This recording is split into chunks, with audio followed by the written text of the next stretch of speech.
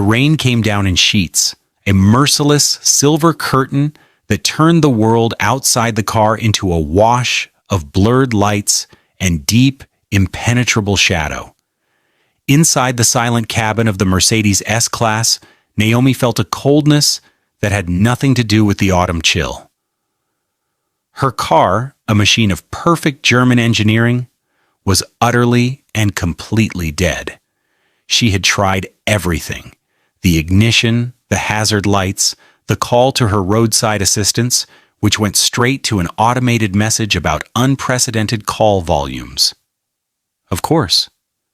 She sat in a tailored Armani suit that now felt like a cage, her natural hair pulled back in an elegant updo that had been perfect for the boardroom she'd just left, but was absurd on the shoulder of this deserted back road.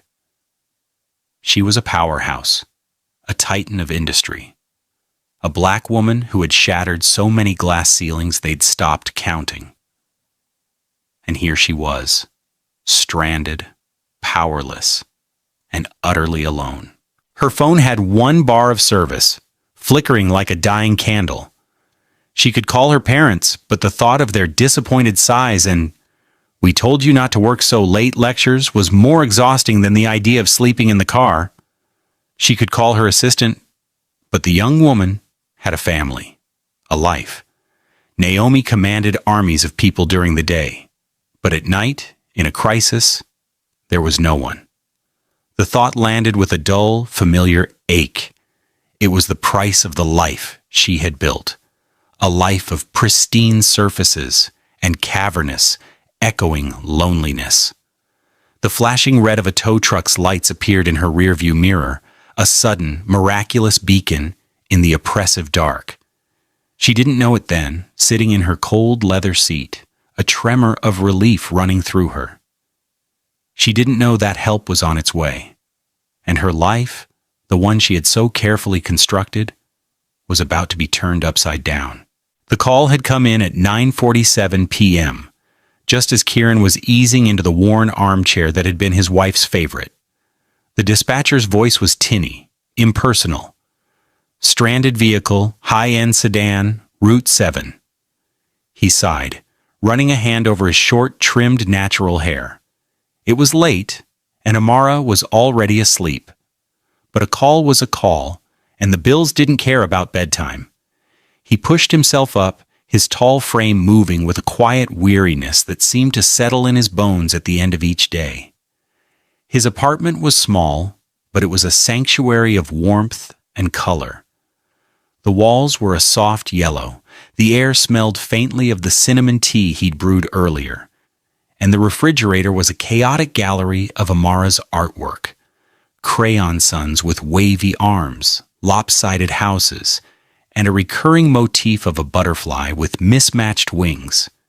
He paused in the doorway of his daughter's room. Amara was a small bundle under a bright pink comforter, her chest rising and falling in the steady rhythm of sleep.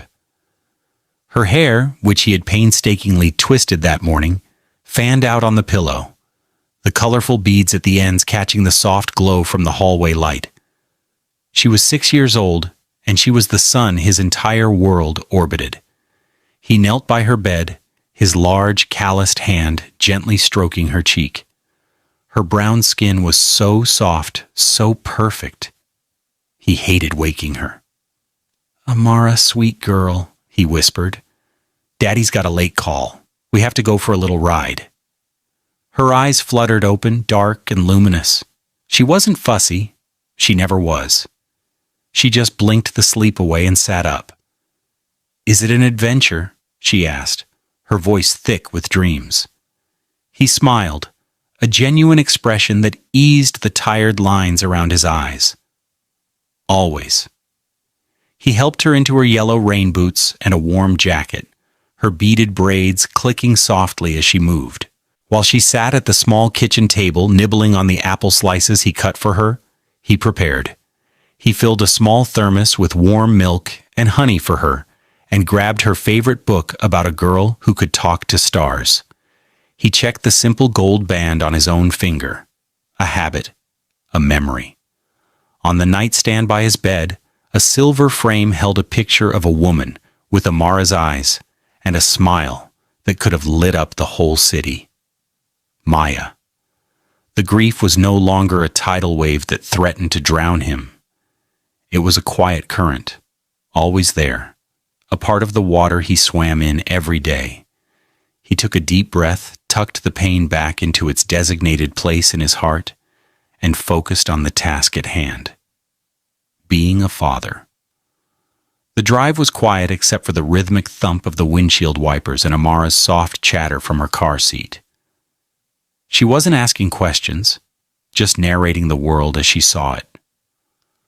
The rain is making the streetlights cry, Daddy. Look, crying diamonds.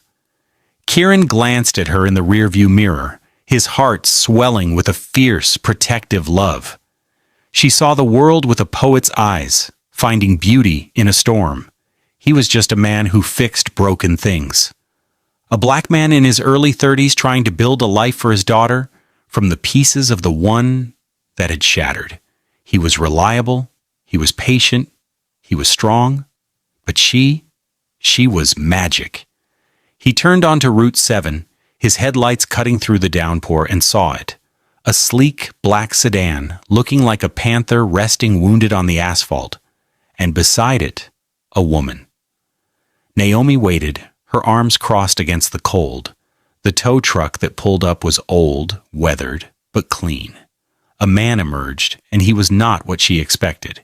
He was tall, with broad shoulders, outlined by a heavy-duty work jacket. His dark brown skin seemed to absorb the minimal light, and he moved with a calm, unhurried grace. He wasn't deferential, but he wasn't aggressive. He was just present. "Ma'am," he said, his voice a low, steady baritone that cut through the sound of the rain. "Having some trouble?"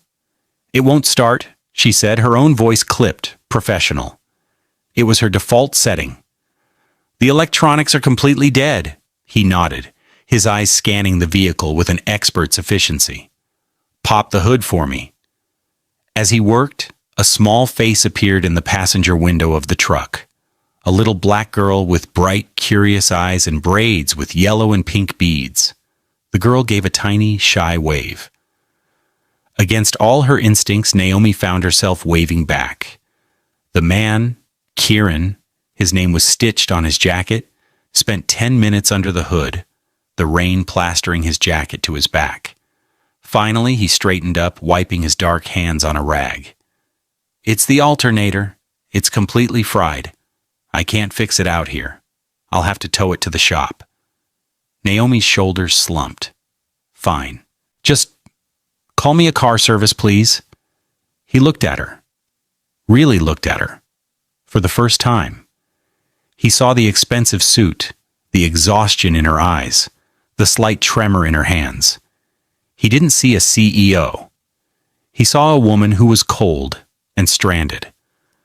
"It'll take them an hour to get out here in this weather," he said. "My daughter and I can give you a ride into town. It's no trouble." Her every instinct screamed no.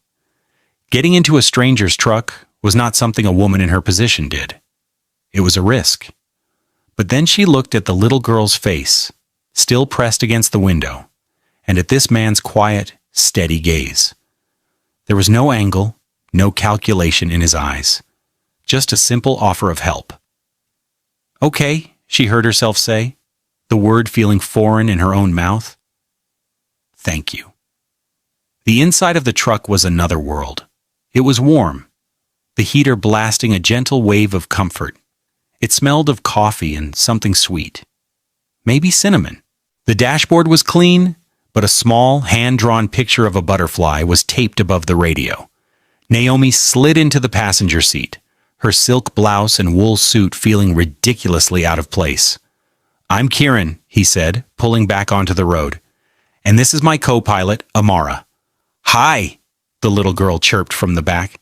"My name is Amara, and I'm 6, and my favorite color is yellow like my boots, and Daddy says you have a sad face. Why is your face so sad?" Naomi was stunned into silence.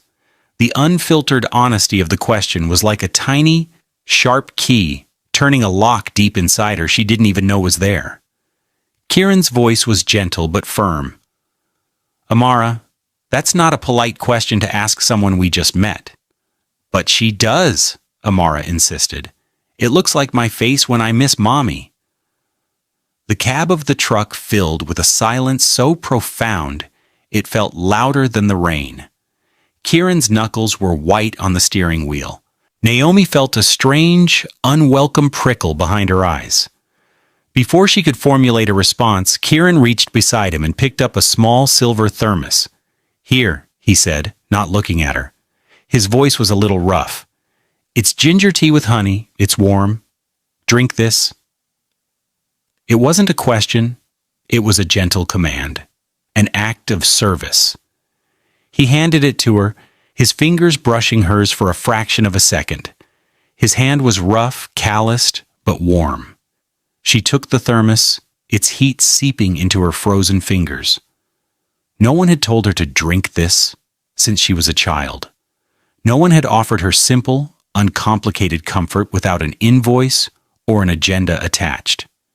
She unscrewed the cap, the fragrant steam rising to meet her, and for the first time in over a decade, Naomi, the untouchable CEO, felt the stinging, terrifying, and overwhelming urge to cry. She took a sip of the sweet, warm tea and stared out at the crying diamonds on the window, forcing the tears back down. He dropped her at the entrance to her high-rise apartment building, the uniformed doorman rushing out with an umbrella, his eyes wide with surprise at the sight of the old tow truck. As Naomi stepped out, she realized with a jolt of panic that her briefcase, containing her laptop and the entire next quarter's strategy proposal, was still on the floor of the truck. Wait, she called out, but he was already pulling away, a friendly wave visible through the rain-streaked window. She stood there, under the doorman's umbrella, feeling a strange mix of annoyance and something else she couldn't name. It meant she would have to see him again. The next day he called her assistant. Her number had been on the towing receipt, and arranged to drop the briefcase off at her office. Naomi found herself feeling an absurd flutter of anticipation. When he walked into the marble and glass lobby of her corporate headquarters, he looked just as out of place as she had felt in his truck, yet he carried himself with an unshakable dignity. He wore clean work pants and a pressed but worn button-down shirt. He didn't gawk at the soaring ceilings or the expensive modern art. His focus was singular. He handed the briefcase to her assistant with a polite nod. Naomi intercepted him before he could leave. Thank you, Kieran. I'd like to compensate you for your time. He shook his head. Wasn't any trouble. Just returning what was yours. Please, she insisted, feeling the need to re-establish the familiar transactional nature of her world. Let me buy you a coffee at least, as a proper thank you. He hesitated for a moment, then a small smile touched his lips. Okay, a coffee would be nice. They sat in a sterile cafe across the street, the air buzzing with the low hum of business deals and stock market chatter. He looked at ease, sipping his black coffee, while she felt strangely like she was on an interview. So, you fix things? She said, stating the obvious. I do, he said. Cars, plumbing, broken cabinets. People's bad days sometimes. He said it without a hint of irony. He talked about his work with a quiet pride she rarely saw in the executives she managed, who spoke of their jobs in terms of conquests and market share. He spoke about Amara, his whole face softening. He described her latest artistic masterpiece, a portrait of their downstairs neighbor's cat, which he said looked more like a potato with whiskers. A genuine laugh escaped Naomi's lips, a sound so unexpected it startled them both. She, in turn, found herself talking, not about mergers or profit margins, but about the suffocating pressure, the endless meetings. She didn't reveal anything truly personal, but the armor was a little lighter than it had been before. A week later, her phone buzzed with a text from a number she didn't recognize. "This is Kieran. Amara has declared it National Spaghetti Night and insists you are the guest of honor. No pressure, but she is a very demanding head chef. Naomi stared at the message, a war raging inside her. It was unprofessional. It crossed a boundary. It was also the most genuine invitation she had received in years. She typed back a single word. When? His apartment was exactly as she had imagined. Small, warm, and filled with love. The spaghetti was simple, the salad came from a bag, and the garlic bread was slightly burnt on one side. It was the best meal she'd had all year. After dinner, she found herself sitting on the living room floor, a box of crayons between her and Amara, trying to draw a butterfly that didn't look like a potato with wings. She had traded her designer heels for a pair of his thick wool socks. The CEO of a multi-billion-dollar corporation was sitting on a worn rug, coloring. The absurdity of it was liberating. Amara, with the serious focus of a true artist, was working on a new piece. When she was finished, she held it up for inspection. It was a drawing of 3 stick figures against a bright blue sky. They were all holding hands. "This is my masterpiece," she announced. "It's beautiful, sweet girl," Kieran said, smiling from his armchair. "Tell me about it," Naomi said, leaning in. Amara pointed a small finger at the tallest figure. "That's Daddy. He's a tall black man with strong arms for lifting things." Then she moved to the smallest figure. "And that's me, a little black girl with beads in my hair that make music when I run." Her finger landed on the last figure, the one in the middle, wearing a scribbled blue dress. "And that's you." Naomi's breath caught in her throat. "You're a beautiful black woman?" Amara said, her voice full of simple, irrefutable truth. "And you're holding our hands." Naomi looked at the drawing, at the brown crayon skin, the carefully rendered natural hair on the woman's head. The 3 of them connected.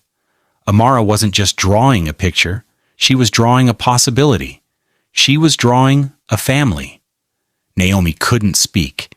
She could only stare at the piece of paper, a gift more precious than any stock option or bonus she had ever received. Later that evening, after Amara was tucked into bed, a comfortable quiet settled between them. They sat in the small living room, the only light coming from a single lamp that cast a warm, golden glow. "She's an amazing kid," Naomi said softly, breaking the silence. "She's her mother's daughter," Kieran replied, his gaze distant. It was the first time he'd mentioned her directly. Maya. She saw the world like that, full of color and possibility, even when things were hard. He spoke about his late wife not with overwhelming sadness, but with a gentle, loving reverence. He told her how they met in college, how she'd been studying to be a teacher, how cancer had taken her quickly, too quickly, leaving him with a 6-month-old baby and a hole in the universe. He didn't perform his grief. He simply allowed Naomi to witness the space it occupied in his life. His vulnerability was an invitation. Naomi found herself speaking words she hadn't planned to say. "My parents, they love me, I think, but they love the idea of me more, the success, the name. When my engagement ended, the first thing my mother asked was how it would look to the board." She traced the rim of her water glass.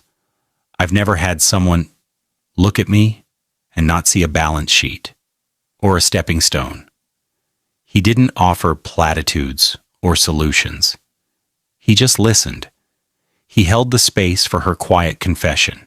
In that small, warm apartment surrounded by the evidence of a life built on love and not ambition, Naomi felt something shift inside her.